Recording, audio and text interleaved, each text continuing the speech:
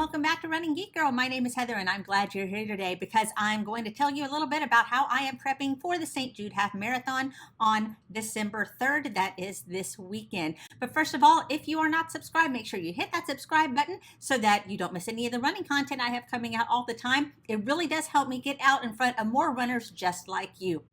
Now, St. Jude, if you don't know much about it, is one of my favorite charities, and they are a hospital in Memphis that treats children with terminal illnesses, particularly cancer.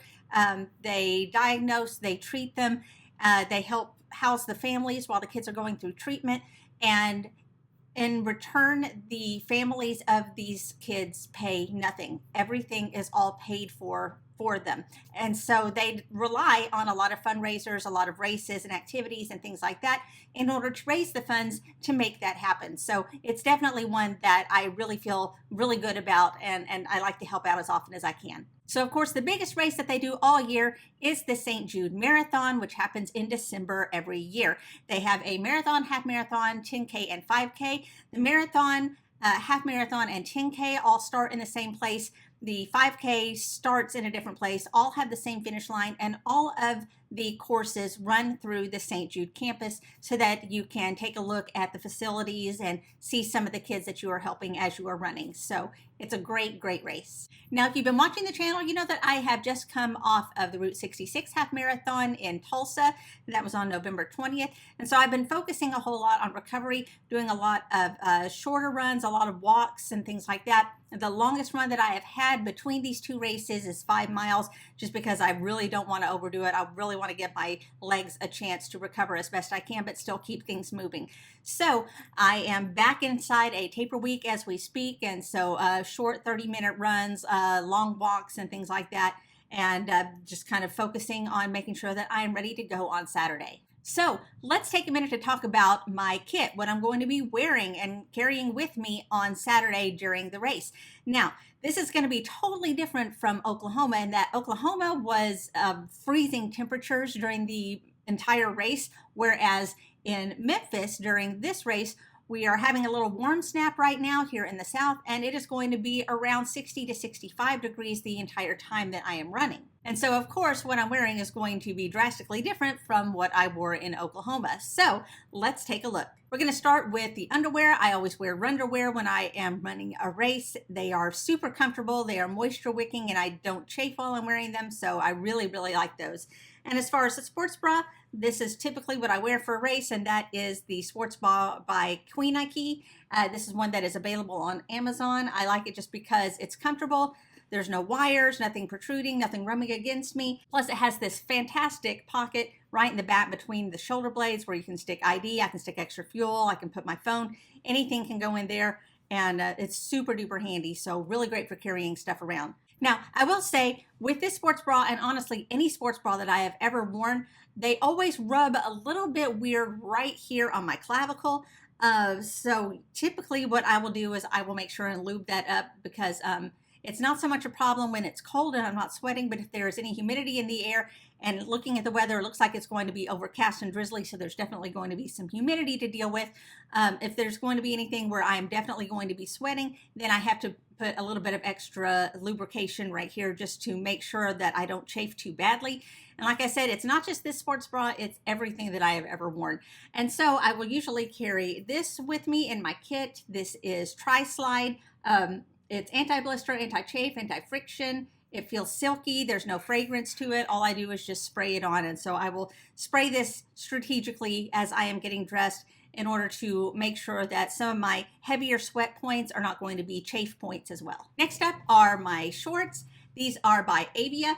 It's kind of a little layered effect here. You have a tighter bicycle short underneath, and they have pockets in them. And then you have a looser layer on top. These are great. They're a great length for me, and they're super comfortable. They've got this nice wide waistband to make sure that there's not going to be any slipping. I don't have to pull these up and down or anything like that.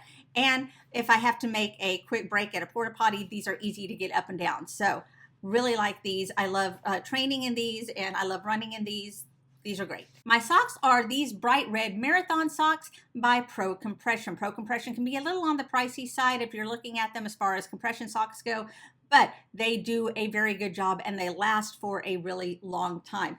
And I specifically, out of all of my pro compression socks, have chosen these red ones because I am going with a particular theme here, as you will see by the rest of my outfit, such as this skirt by Gone for a Run. And so this is just to add a little bit of sparkle and shine to my outfit and hopefully put some smiles on some kids' faces as I run past them on the course. And all of that goes with the shirt. This is my elf themed shirt here.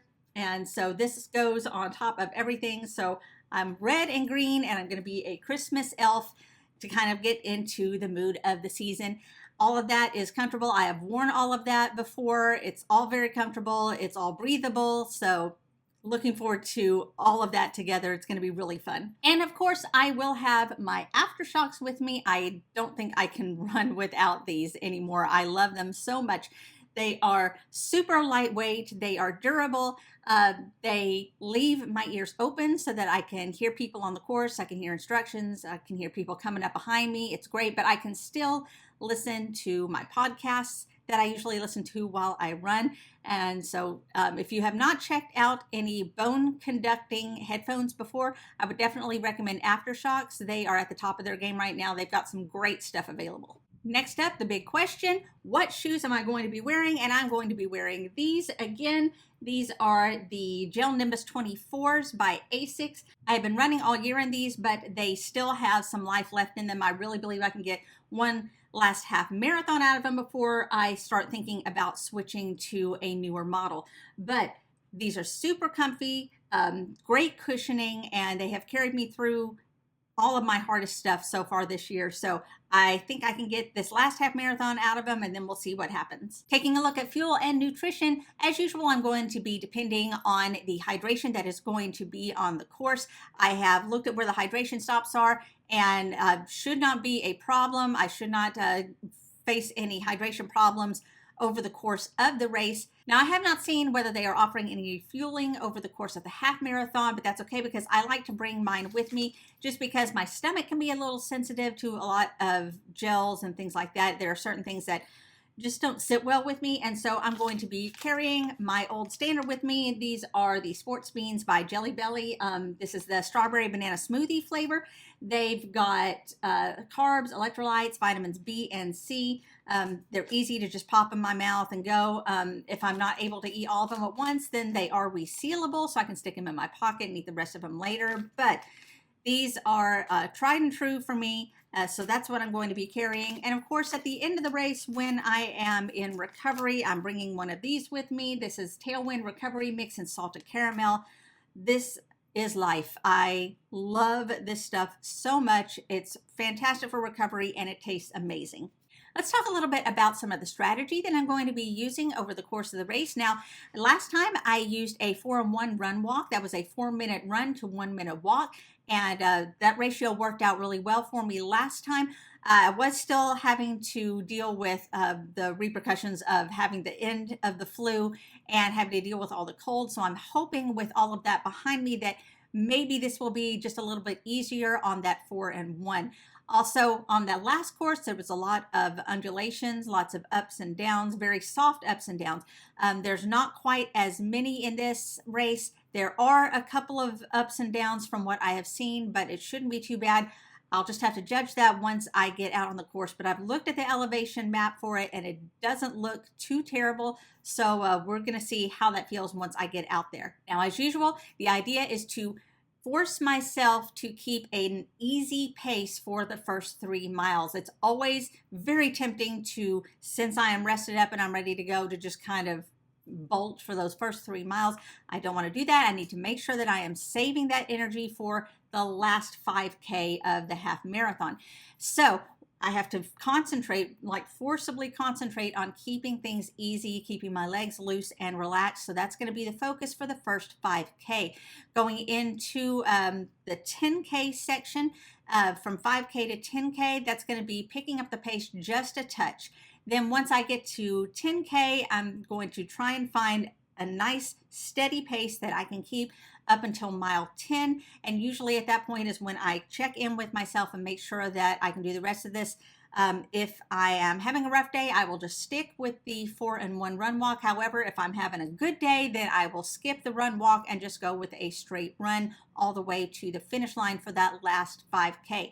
Sometimes if I can't do the 5K, then maybe the last 2 miles, or sometimes if a really rough day, maybe I will just do the last mile as a straight run instead of a run walk. So it all depends on how I'm feeling that day, how much rest I've gotten, and so on and so forth, how the fueling and the hydration is working out for me. It's all stuff that I have practiced before, but still, you never know with the weather, with the other people running around you. You never know how the course is going to affect your legs. And so it's a big point that I have to do is at mile 10, making sure that I check in with myself and see exactly how I am feeling. Now, since this is so close to the last half marathon that I ran, I'm not really looking for a specific time goal.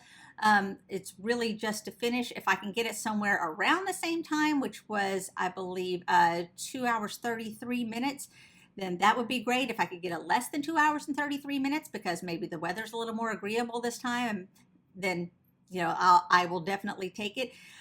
Again, we're just going to have to see how things are feeling on the race day. So there you go. There's just a look into what I am prepping for the St. Jude Half Marathon, and that is going to be on Saturday. I am going to have a race report on the expo and the race, so make sure that you stay tuned so that you can find out what happens. And you can do that by hitting that subscribe button and making sure that you are up to date on all of my running adventures. You can also follow me on social media. All the links are down in the description. You can find me across all platforms under the name Running Geek Girl. Thanks so much for being here. I'm so glad you could join me. Remember to laugh hard, run fast, and be kind. See you later.